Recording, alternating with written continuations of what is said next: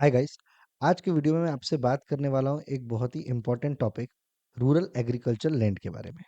देखिए, होता ये है कि जब भी आप कोई ज़मीन का खरीदी बिक्री करते हैं, उस टाइम पे जब ज़मीन को आप सेल करते हैं तो उस पे जो प्रॉफिट आता है उस पे आपको इनकम टैक्स में टैक्स देना होता है। लेकिन ये कॉन्सेप्ट रूरल एग्रीकल्चरल लैंड में नहीं लगता है।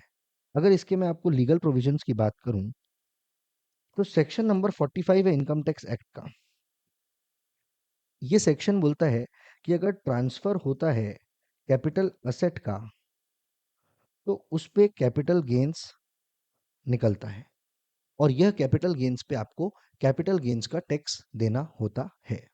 लेकिन इस पे दो बातें इंपॉर्टेंट है। First is transfer and second is capital asset. मतलब कि ट्रांसफर होना चाहिए और कैपिटल असेट का ट्रांसफर होना चाहिए, और यहीं से चीजें थोड़ी सी चेंज होती है। कैपिटल असेट को डिफाइन किया गया है section number 2 subsection number 14 of income tax act में। Section 2 subsection number 14 capital asset का डेफिनेशन बताता है, जिस डेफिनेशन पे बहुत सारी चीजें इंक्लूड करता है, लेकिन वो ये कहता है कि जो रूरल एग्रीकल्चरल लैंड है, ध्यान दीजिएगा, रूरल रूरल एग्रीकल्चरल लैंड है, ये कैपिटल असेट नहीं होगी। और यहां से टैक्स प्लानिंग का बहुत बड़ा स्कोप आता है।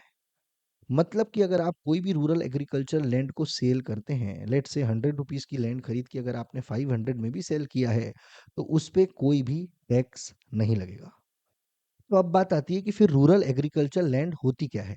तो रूरल एग्रीकल्चर लैंड का मतलब होता है, सर, ऐसी कोई एग्रीकल्चर की जमीन, ऐसी कोई जमीन जो कि एग्रीकल्चर लैंड है और जो कि शहर में सिचुएटेड नहीं है। तो इस चीज को डिफाइन किया जाता है इनकम टैक्स एक्ट में, जहां पे क्या बोला जाता है, देखिए। सबसे पहले वो बोलते हैं, आप देखिए कि आपकी लैंड है क्या। फिर आप देखेंगे कि जो आपकी लैंड है वो कहाँ पे सिचुएटेड है। वो या तो विद इन म्यूनिसिपैलिटी की लिमिट्स होगी, municipality with in municipality limits होगी, या फिर आउटसाइड द लिमिट्स होगी। इजी। या तो आपकी land with in municipality limits होगी या फिर आउटसाइड द लिमिट्स होगी। पहले बात करते हैं विद इन द लिमिट्स की। अगर land with in municipality limits है तो मुझे ये देखना है कि लेटेस्ट जो सेंसस हुआ है वो सेंसस डेटा के according what is the population, of the city, town. हमारे टाउन की पॉपुलेशन क्या है। अगर जो पॉपुलेशन आती है वो मोर देन 10,000 आती है, मोर देन 10,000 की अगर पॉपुलेशन है लेटेस्ट सेंसस के अकॉर्डिंग, तो ये लैंड अर्बन होगी, अर्बन एग्रीकल्चरल लैंड होगी। ऐसी लैंड को अगर आप सेल करते हैं तो ऐसे में income tax by default applicable होता है। ऑल्दो कुछ अलग अलग सेक्शन नंबर 54 सीरीज के सेक्शंस है जहां पे आप उस टैक्स को भी सेव कर सकते हैं। दूसरा ऑप्शन हो गया कि जो टाउन है वहां की जो पॉपुलेशन है वो है लेस देन 10,000। अगर पॉपुलेशन टाउन की लेस देन 10,000 है तो ऐसे केस में जो लैंड होगी वो होगी रूरल एग्रीकल्चरल लैंड। और अगर कोई लैंड रूरल एग्रीकल्चरल लैंड हो जाएगी तो वो जब आप सेल करेंगे तो उस पे आपको कोई भी कैपिटल गेन का टैक्स नहीं देना होगा। सेकंड सेकंड केस ये होगा कि जो आपकी लैंड है वो आउटसाइड द सिटी लिमिट्स है, मतलब जो आपका म्यूनिसिपैलिटी का डिफाइंड एरिया है उससे बाहर है। तो ऐसे केस में अगर आपका जो म्यूनिसिपैलिटी का एरिया है वहां से बाहर अगर आपकी लैंड है तो कौन से केस होंगे जहां पे वो लैंड रूरल होगी और कहां पर पे वो लैंड अर्बन होगी, देखते हैं। तो सबसे पहले आपको ये देखना है कि जो आपका रेलेवेंट टाउन है, रेलेवेंट सिटी है, वो टाउन की पॉपुलेशन कितनी है।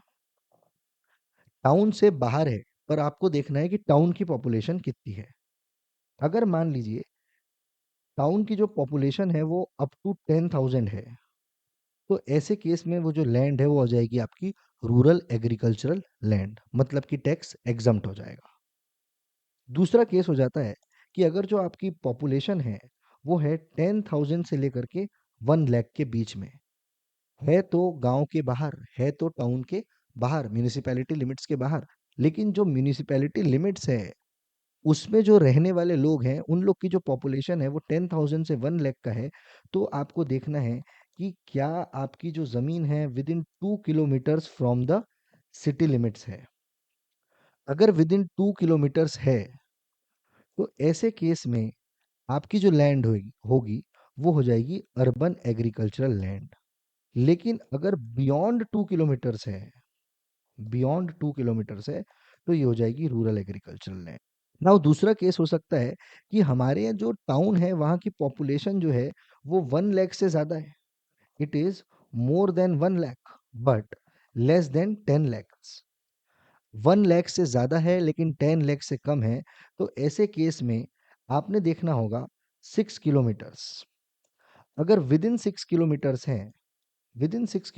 हैं, आपकी जो लैंड है वो with in 6 kilometre from the city limits है, तो ऐसे केस में हो जाएगी वो अर्बन एग्रीकल्चर लैंड। और अगर से वो बियॉन्ड 6 किलोमीटर्स हैं, तो ऐसे केस में हो जाएगी rural agricultural land. Third case हो जाएगा कि सर जो हमारी रेलेवेंट जो म्यूनिसिपैलिटी की लिमिट है, वहाँ की जो पॉपुलेशन है वो है मोर देन 10 लैक्स।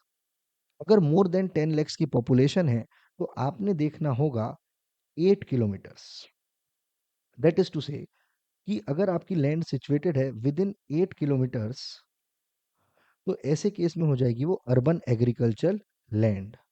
लेकिन अगर वो हो जाती है बियॉन्ड 8 किलोमीटर्स, तो ये लैंड हो जाएगी आपकी रूरल एग्रीकल्चर लैंड। और अगर आपकी कोई भी लैंड रूरल एग्रीकल्चर लैंड हो जाएगी, तो जब आप उसे सेल करेंगे तो आपको उसमें कोई भी टैक्स नहीं देना होगा। एक क्वेश्चन इसमें आता है कि सर ये 8 किलोमीटर्स मुझे कैसे देखना है? तो ये 8 किलोमीटर्स आपको जो देखना रहेगा, ये आपको एरियल व्यू से देखना होगा। जस्ट फॉर एग्जाम्पल के लिए मान लीजिए एक सिटी है। आपकी जो लैंड है वो इस सिटी के अंदर है, ये टाउन के अंदर है। तो आपने देखना है कि ये टाउन का जो पॉपुलेशन है वो कितना है। अगर पॉपुलेशन 10,000 से कम है, तो ये रूरल हो जाएगा, मतलब गांव हो जाएगा। और अगर 10,000 से ज्यादा है, तो ये अर्बन हो जाएगा। सिंपल। दूसरा केस है कि अगर आपकी जो लैंड है वो सिचुएटेड है सिटी एरिया के बाहर, तो क्या वो रूरल होगा? इसका आंसर डिपेंड करेगा कि आपकी सिटी की पॉपुलेशन कितनी है। अगर आपकी सिटी की पॉपुलेशन 10,000 से कम है, तो वो रूरल होगी। लेकिन अगर आपकी सिटी की पॉपुलेशन 10,000 से लेकर के 1 लाख के बीच में है, तो 2 किलोमीटर्स तक के का बाहर का जो एरिया है वो अर्बन एरिया हो जाएगा।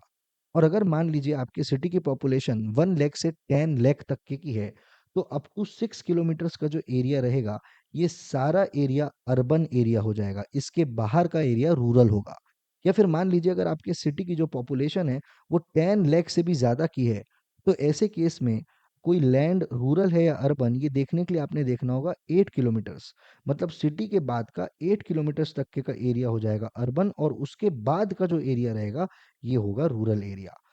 आप इस मेथड को यूज करके चेक कर सकते हैं कि आपकी लैंड रूरल है या अर्बन, एंड अकॉर्डिंगली आप अपने टैक्सेस को प्लान कर सकते हैं। I am Chartered Accountant Raghav Khandelwal, having 5 plus years of experience in cloud accounting and taxation services to non inventory based businesses. If you have any queries, feel free to reach me out. Thank you.